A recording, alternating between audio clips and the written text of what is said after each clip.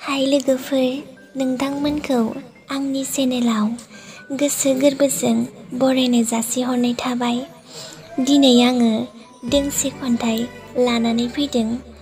खन्थाइनि मुङानो जादों गोसो। खन्थाइखौ लिरनानै हरदों थुलुंगा दैमारि। दानिया फैदो बिथांनि खन्थाइखौ दान्दिसे सिरियै खोनासंलांदिनि। होगोन ना नों आंनो सोंथिनि फिननाय? थार नंगौना नों रजेनि अननाय? दसेनो गाब होयो, दसेनो मिनिबो होयो। सम सम फैयो माबोलाबा गोसो सिङाव गिनाय।